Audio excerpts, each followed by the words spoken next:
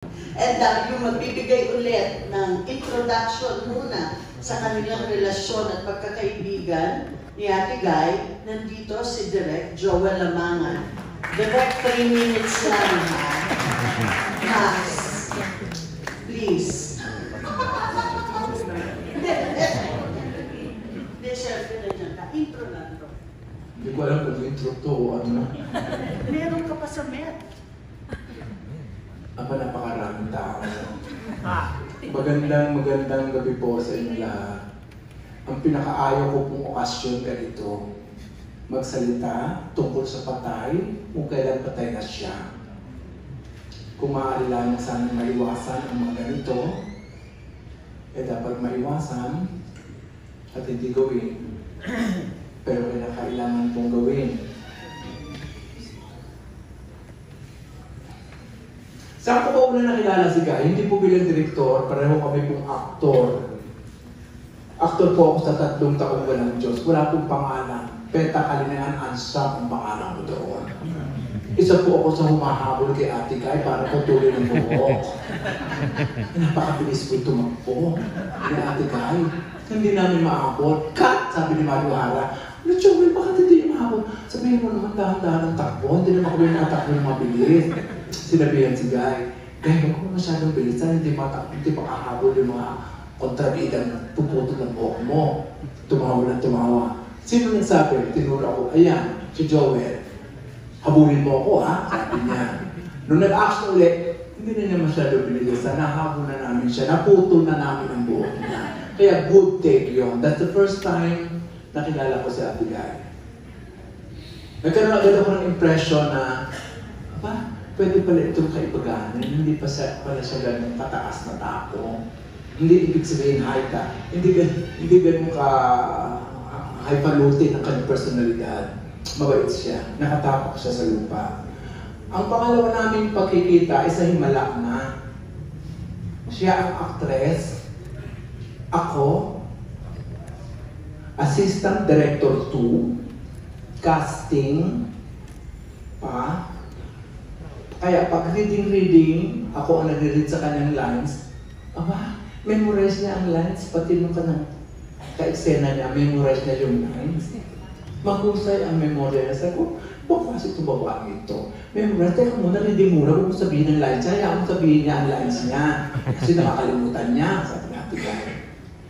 Lalo na ako, medyo may edad na yung mga kasama namin. Maraming may edad sa himala. Lalo yung mga aliporis na Ate Guy doon. Puro may edad na yun. Kaya pagdating sa line throwing, medyo nakakalimutan, si Ate Guy alam niya. Tumutulong si Ate Guy.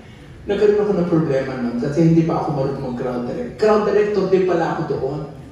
Ang sabi ni Ishmael, Joel, gawin mo parang divisoria itong street na ito, lagay mo ang lahat na dapat ilagay. Pero tinuruan kami noon Ishmael kung paano gagawin. I-divide ang area sa iba't ibang plane hanggang Area 7, plane 1, plane 2, plane 3, plane 4. 5 lamang ang aking crowd director. Hindi ka saan sinura pa sa eksena. Paano yan? Kulang ako ng crowd director. Sabi natin, ako, pwede ako mag-direct ng isang area. Kaya Ate Guy area, na-assign yung datingan ng mga sasakyan. Dumadating ang mga sasakyan, mga bumos, mga jeep, ito na-assign sa area niya. Napabilis sa Ate Guy, muntik na masagasaan ng isang mobiliner. Pero naging maganda naman ang reaction, sabi ni Ishma, cut! Very good! Sabi ko, Ate Guy, galing-galing mo. Sabi niya, ikaw ang magaling. Alam mo, Joel, sa susunod na mga panahon, magiging director ka. Sabi niya sa akin. Ikaw naman, Ate Guy, binubola mo ako. Hindi, may wala ka. Magiging director ka, sabi niya. Magiging director na ako. Diba? Ang unang pelikula ko sa kanya bilang artista, muling umawit ang puso. Di ba? Diyos ko, yun ay pang Film Fest. Yun din ang kauna-unang pelikula yata ni Ian, ang kanyang anak, at ni Donna Cruz na mga teenager ng panahon ngayon. Noong umaate si Ian, nanonood yung nanay, si Nora. Parang hindi mag-etching-etching ni Ian. Kasi nanonood yung nanay. Good, again. Makita ko si Ate Guy, nakatilat ang mata. Ilapit ako. Ate Guy, umalis ka dyan, yung kaahate ang anak mo. Kaya nakatatext, umalis ka. Hindi titinawan, hindi pwede, Ate Guy, umalis ka dyan, umalis. Yung umalis, take one si Ian. Bongga. Kaya mula noon, hindi na siya karate nakabantay. Bongga naman si Ian at si Donna Cruz. Ang istorya kayo kasi noon ay isang laos na artista na merong inidevelop na si Donna Cruz. Yun, ang tema noon ay ang artista at ang lipunan. Tingnan natin ang artista at ang lipunan. Ano ang role ng artista sa lipunan? Meron isang dream sequence na ilalagay ko siya sa gitna ng talahiban. Nakapangkasal siya at dumudugo ang luha niya. Dream sequence, at uubo siya doon. Teka Ate Guy, aalisin muna ang huwag niyo na alisin. Hayaan mo, kung kagatin ako nalanggam di part of the scene. Sabi ni Ate Guy, sigurado Ate Guy, oo, mas mabuti yan. Tsok, nilagay ko siya doon. Action! Kinakagat nga siya nalanggam, pero hindi siya, ang ganda na reaction niya. Dahil tumudulo talaga ang dugo mo. Dito, kunyari. Cut! Sabi ko, kinagat ko nalanggam, Joel. Inayos namin yung kagat ng langgam niya. Ibig sabihin, si Ate Guy, ibibigay niya lang ang lahat ng kailangan para mabigyan buhay niya ang isang eksena na kailangan bigyan buhay. Ganon si Ate Guy bilang artista. Ate Guy, paano ba ang ginagawa na sabi niya sa akin? Dahil hindi ako produkto ng workshop, hindi naman ako nakapag-aral ng acting. Kaya ano ginagawa mo? Iniisip ko lang yung sitwasyon, niraramdam ko lang yung sitwasyon. Iniisip ko na naandun ako sa sitwasyon. Ayun, yun ang ginagawa ko. Very good, di ba? Very Stanislavski, di ba? Ang tanong, very Stanislavski, Ate Guy. Sino yun? But I don't know how to explain because it will take so much time. Basta sabi ko, napakahusay ng mata mo. Umiiyak ka. Napakahusay, mata mo lang yung nagsasalita. Pero direct, oo, Ate Guy. Ito na. Bakit may kahapon pa? Ang eksena, babarilin niya yung anak ni Eddie Garcia kasi naghihiganti siya, pinatay ni Eddie Garcia ang buong pamilya niya, di ba? Nasa isang kalye kami, isang kalye. In-stop namin yung buong kalye. Nag-aabang na sa ikay, babarilin niya na yung anak. Action, may dumating na tricycle, anak ka. Kung biglang tumilit doon sa gitnang-gitna ng seda, kung kakaroon, bumaba yung babae, buntis. Aray ko, nasira ang tricycle. Sabi na ng Ate Guy, bakit? Mga anak na. Alas ka, tinawi yung driver, tapos nakay sa sasakyan, binigyan ng pera para paanakin. Ganoon ang pagmamahal ni Ate Guy sa mga tao, kahit hindi niya kilala. Sabi ni Drex, sandali na ayusin muna natin to. Siya ang nag-ayos para mapaanak yung ale. Hindi production, siya. Sinakay niya sa kanyang sariling van, dinala sa ospital. Pagbalik ng driver, humingi ng pera ng driver kasi walang pera. Pinadalang pa ng pera. Hindi lang minsan yun, maraming beses sa aking mga karanasan. Si Dihi, alam niyo ba yung si Dihi? Pipi siya doon. Ka-examine ni Angie Ferro. Ka-examine na si Angie Ferro. Kailan mo si Angie Ferro? O, isang artista matanda na, taga-tangalan. Namatay na yun. Sabi sa akin ni Angie, action! Kasi na nila dalawa. Sabi ni Angie, cut the leg! Bakit? Hindi ako ka-ate ka, hindi siya nagbibigay. Parang wala siya ginagawa. Sabi ko, ano ka ba, Angie? Yung tamang actor, ikaw ang OA. Huwag mo siyang turuan. Turuan niya daw. Angie, kung tinuruan maging OA, why? Yun talaga, hindi talaga siya talaga ang camera, ang ka-acting sa camera. Ikaw pakalaki-laki. O siya, di ba? Hindi naman malaki masyado. Kasi hindi ako, wala akong makuha. O siya, tatanggalin kita. So, naka-acting siya ng tama. Pagka-acting ka, ganun pa na talaga direct, no? Thank you, Angie. Ganun pala. Oo, ganun. Sabi ko, ikaw talaga, tuturuan mo yun. Yung pang-husay pa yun sa'yo, pagdating sa acting sa camera. Ikaw sa stage, siya sa camera, pang-husay. Mula noon, maging magkaibigan sila ni Ate Guy. Sa Sidihi, uli. Ano na, break. Lunch break! Sabi ngayon, kain kami, Ate Guy. Nasabi ko na to eh. May nakita sa isang mama na ano sa ilalim punong mangga. Sabi niya, Direk! Bakit, Ate Guy? Tinignan mo yung mama, kamukha ni Papay. Papay the Sailor Man? Hindi, Papay, tatay ko. Tatay ko, Papay. Kamukha na tayo mo lumapit. Sabi niya, Tay, bakit mag-isa ka? Ba't nalulungkot ka? Sabi ng tanda. Kasi namatay ang kalabaw ko. Tinginan sila ng babae. Yung cashier niya yata yun. Sabi niya, magkano po ba ang kalabaw niyo? 15,000 din namin kaya bumili. Sabi ng matanda, bigyan mo akong 15,000 binigay. O tayo, ayan na, bumili ka ng kalabaw, 15,000 yan. Nasyak ako, kasi ang laki na noon noong 1990s, 80 yata yun. 15,000. Ko, 15,000 kaya. Siya kawawa naman, walang kalabaw. Umalis yung matanda umiiyak.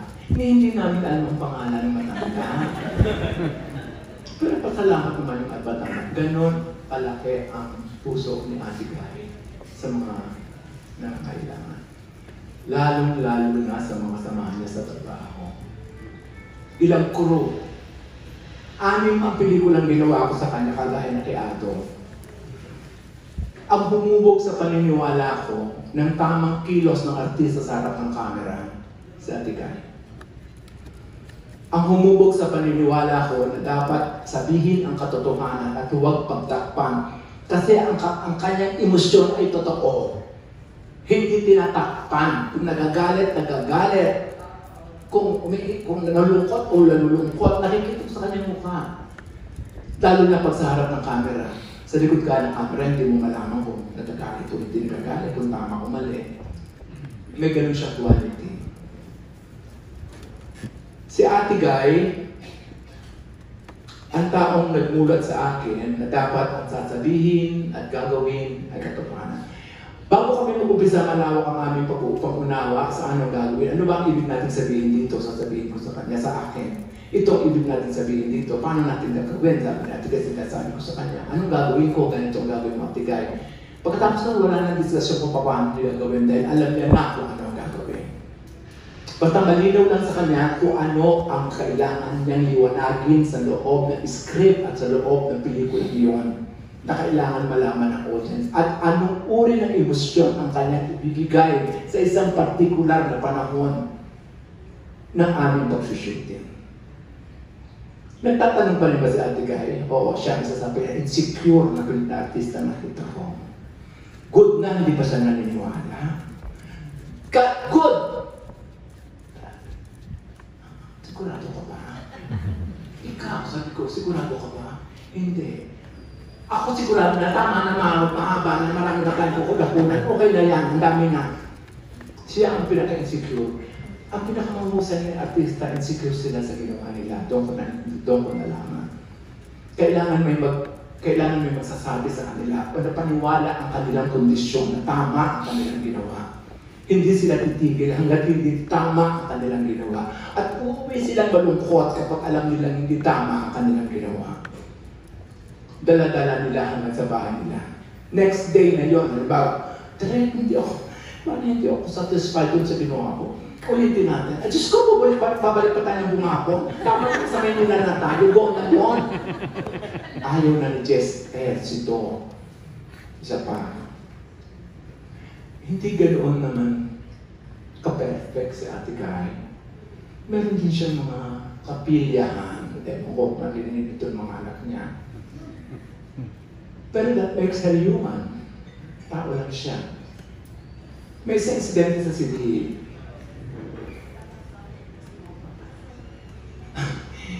Post-production ng City. Kauna-unahang pagkakataon na panood niya na yung buong pelikula. Tumawag sa akin. Direk, Ate Guy, bakit? Hindi ako magdadabi. Ha? Bakit Ate Guy? Bakit ayaw mo magdabi? Diyos ko, may gusto ka kay Glidel. Sabi. Si Glidel, yung kanyang kasama. Nakita niya mahusay din si Glidel umarte. Kaya ko ito ginawa dahil kay Glidel. Ate Guy, mukha ba bakla ako? Hindi ako makakagusto kay Glidel. Hindi ba alam mo naman yun? Basta ayoko magdabi hanggang hindi mo inaayos siya. Ano iayusin ko? Tapos na. Sige, pag hindi ka nagdabi, ipapadabi na kay Ate Gay. Away kami.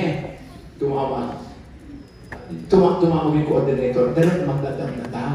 O, natakot kay Ate Gay. Pero baka, hindi ako pwedeng pumunta sa daming room. Ay, okay lang. Nag-tap siya. Nung lumalabas siya, may dinadala akong pasalubong sa kanya. This offering. Kinain naman niya, luwalo. O sige, direct, okay na direct. Maganda ang pelikula direct. Kaya lang kasi, napaka-insecure mo. Maganda ka naman doon. Kasi pipi siya doon. Diyos na nagsalita. Ang dami nila, Pipi, di ba? Si Glyden nagsasalita. Diba? Bati na naman kami. Pagkagawa ulit ang pelikula. Ate Gay, ha? Oo, ulit ang pelikula. Ganun sa Ate Gay. Marami pa. Bakit may kahapon pa? Diyos ko. O Ate Gay, bukas na ang shooting natin, ha? Oo, dapat ka ng alas 7, alas 8. Big scene! Ang dapat ka ng scene. Oo, direct dadating ako ng 8. Dumating kami lahat, maaga. Doon sa set, big scene, rally. Diyos ko. Ando na ang lahat. Wala pa si Ate Gay. Diyos ko, alas 12 na ng tanghali. Kainan na. Tinawagan ko, Ate Gay, ano nangyari? Hindi, I don't feel well. Ako, Ate Gay, hindi ako naniniwala, ha? Pag ito hindi ka sumipot, yung 1.5 million na cost ng production, ikakarga sa'yo. In 30 minutes, ando na shoot. Shoot na. O, di ba? Makapintihan din sa Ate Gay. Siya naman ay hindi perfecto. Siya isang tao, isang human being. Pero pag nilapitan si Ate Gay ng isang taong nangangailangan, napakalaki ng puso niya. Si Ate Gay, hindi siya yumaman ng ganung kayaman dahil pera sa kanya ay hindi niya dinidiyos ang pera. Diyos ko, namigay yan ng pera sa mga preso. Pinalera ang preso sa pro-contemplasyon sa Santa Cruz, Laguna. Pinagalitan ako ng warden. Sabi na, papasukan na ng preso, baka tumakas. Sabi ng warden. Ate Gay, baka tumakas. Sabi ng Ate Gay. Hindi, sinabihan ko na sila. Hindi sila tataka. Wala man tumakas. Ang dami preso, nakapila, binibigyan 300, 400, 200, 300. Lahat ng kinita niya, binigay na sa preso. Ate Gay, ha? Diyos ko, ano ka ba? Kakandidata ka ba? Hindi. Sabi na awa ako sa kanya. Kasi co-actors namin yung mga preso doon sa loob ng presinto, hindi mo kumuha ng extra. Kung sino yung mga nato, yun na yun. Artista, walang bayan. So, pinagbibigyan ng pera. Himala. Ako, crowd director. There were 3,500 extras. Di wala pa sa Ate Gay. Nung dumating sa Ate Gay, nag-TV, Ate Gay! At tumili po, tumitili-tili. Sinahog ko ni Bernard, hindi pa din dapat quiet. Ate Gay, pakwalitin mo. Alam mo, ginawa niya, pupunta siya sa mic. Ang sabi niya lang, shhh! Tumahimik. Tumahimik ng 3,500 people. My God, para siyang santa. Tumahimik talaga. Wala ka talaga maidilig na nag-iingay. Sabi ni Bernard, very good, hindi ako sa Ate Gay. Siya ang patahimik. Ganun lang, shhh! Sa microphone. Tumahimik nang napakatahimik at nakapag-shooting kami. Ito pa isang problema. Babalik si Ate Gay. Babalik yung stuntman na nasa iparang na rin. Sabi na Ate Gay, huwag niyo ipagsabi sa mga tao na mamamatay ako magkakagulo. Wala makakaalam. Huwag niyo ipagsasabi, sabi na mamamatay, baka magkagulo. Ito na. Ready? Action! Wala! Di ba yun? Binarel, bang! Nagkagulo nga! Actually, nakita niyo sa show, sa movie, totoo yun, nagkagulo. Pero kailangan buhatin si Ate Gay hanggang ma-exit. Nabuhat naman at maraming taong nadapa, maraming may sakit doon, may sakit na. Akala ko nga sisilin sa Amy doon sa mga may sakit. Kasi natumba-tumba. Hindi, ang mga may sakit na kinakailangan ni Bernal, yung nakikita ang sakit, hindi pwede yung mahiga, hindi pwede yung may sakit sa puso, hindi pwede yung may layuma, dapat malaki ang ilong, ganyan yung layuma. Yung talaga nakikita. Yun ang mga disgrasya. Hindi man lang nalagay sa news. Yun ang mga kaibigan ni Ate Gay. Pagkatapos ng shooting, umalis agad sa ambulansya, pumunta na lang siya ulit sa mga natumba-tumba. Totoo. O ate, nahinay tayo. Siya ang tagapagpatayo ng mga tao, kaya mahal naman sa ate kayo ng mga tao doon. Hindi ko naman naiintindihan at sinasabi nila ako ang crowd director. Ilocano sila. Hindi sila naman mag-Tagalog. Hindi ko maintindihan ba't nalalaman ni ate kaya Bicolano naman siya. Pero nagkakaunawaan sila. Yan ang karanasan ko, ate Gay. Anong ibig sabihin? Napaka-importante na ang puso mo ay muluwang para sa tao. Napaka-importante kung sino kung makalagad ng sining, napaka-importante na ang puso mo ay tumitibo para sa tao. Napaka-importante sa isang artista na malaman niya ang iba't ibang klase ng taong nakakasama niya. Na maranasan niya ang mga karanasang naranasan niya at gamitin niya yun sa kanyang pag-arte. May isang pagkakataon, kailangan niyang umiyak. Kailangan tumulo ang luha. Si Ismael Bernal.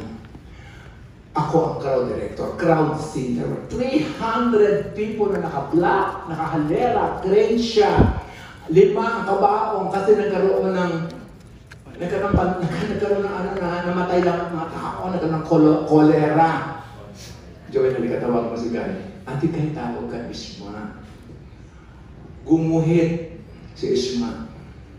O, ito ang crane. Dito ha, dito sa area na ito, Gay. Tatapat ka dyan, lalapit sa iyo si Gigi Dueña. Kaharap na sa camera, tuturo ang camera, ang luha mo sa kaliwa. Napatingin po, Ismael, at saka yung mura. Right? Sabi niya, ay, kaya raw na, sabi niya. So, ready, action! Why to hindi ko, ganyan na. Pagdating doon sa guhit, bumaba ang crane, shoot! Pumunta sa desk, shoot! Tumulo nga sa kaliwa. Ang kanyang luha, doon ako naging Noranyan.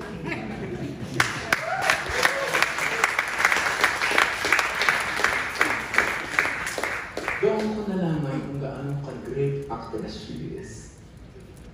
Imagine, mahirap yun ha? At one specific point doon tutulo ang kaliwa. Sa kaliwa ko itutuwag sa kanan. Hindi ba kikita? Sa kaliwa. Tumulo sa kaliwa. At patapos ng cut na kasi gabi na. Hindi na pwedeng ulitin. Take one lang yung lahat. Kung ate ka, ay galing-galing mo. Yakap siya. Sabi ate ka, hindi, chance lang yun. Hindi gawa mo talaga yun. Ikaw talaga, kunari ka pa. Ganun si ate ka. She's a very good actress. She's a very good person. Ang pinakamaganda, isa siyang mabuting tao. Pumapanig siya sa kung anong katotohanan. Hindi niya tinatakpan ang katotohanan. Ayaw niya na kasi mangalingan. Lalong-lalo na sa puntong kasaysayan. Marami kami pinag-usapan. Nag-research na sa akin. Sabi niya, Tere, ikaw pala ex-convict. Bakit? Naku, nabasa ko professor ka. Oo, estudyante ako. 4 na taon na rin ka? Oo. Pati ex-convict ka. Huwag mo naman sabi. Huwag na natin pag-usapan. Huwag mo sabihin sa kung tao dyan. Tawa lang siya ng tawa. Pero sabi niya, naniniwala ako sa'yo, Derek. Mahal kita, Derek. Sabi niya. Mahal ko sa ate ka. Ngayon wala na sa ate Gay, meron kami pinag-usapan saan gagawin namin. Hindi na matutuloy siguro, tutuloy namin para sa kanya. Ang moral story, pinangarap niyang buuin. Ipagpapaalam sa mga anak. Pero alam ko mabubuo din natin. Ate Gay, maraming salamat. Ikaw naman ang unang na. Maraming salamat, Ate Gay. Maraming salamat sa ginawa mo. Maraming salamat sa pagbubuti ko sa kanya. Maraming salamat. Maraming salamat sa mga anak.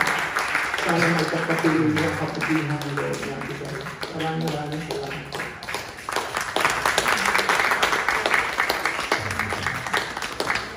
Tandaan niyo, meron pang tatlong pelikula bukas. Ito kwento. Kaya bumalik kayo bukas. Thank you so much, dear. Thank you so much. Love you, love you.